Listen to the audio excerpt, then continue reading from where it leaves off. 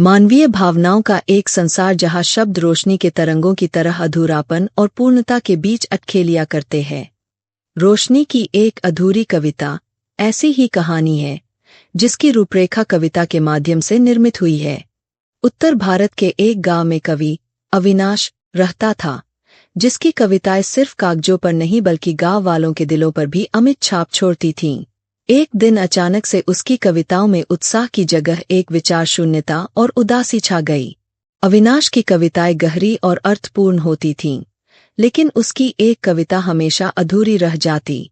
वह अपनी प्रियतमा अलका के लिए कविता लिखना चाहता था, जो उसे छोड़कर चली गई थी। उसकी हर कविता में अलका का जिक्र होता, लेकिन वह कभी उसे पूरी नहीं कर पाता था। हर रोज वह सूर्योदय के साथ शब्दों को आकार देना शुरू करता और ढलते सूरज के साथ उसे अधूरा छोड़ देता। खजूर के पेड़ के नीचे अविनाश अपनी अधूरी कविताओं के साथ बैठा करता था और पास ही खड़ी अलका की यादें उसे घेरे रहतीं। एक दिन गांव में एक यात्रा करती कवियत्री प्रिया आई।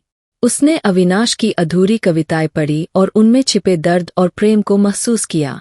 प्रिया ने अविनाश के साथ मिलकर उसकी कविताओं को पूरा करने की पहल की। विचारों और कल्पनाओं के उत्सव में अविनाश और प्रिया ने मिलकर न सिर्फ कविताएं पूरी की, बल्कि अविनाश के अंतर्मन को भी शांति प्रदान की। अविनाश की कविताओं का दर्द धीरे धीरे आशा के गीतों में बदलने लगा। कहानी का समापन उस अद्भुत क्षण पर होता है जब अविनाश अपनी अधूरी कविता को एक सुंदर समापन प्रदान करता है, प्रिया के साथ उसकी नई यात्रा की शुरुआत करते हुए। इस कहानी से हमें सीखने को मिलता है कि हर अधूरी कहानी या कविता में एक सुंदर समापन की संभावना छिपी होती है।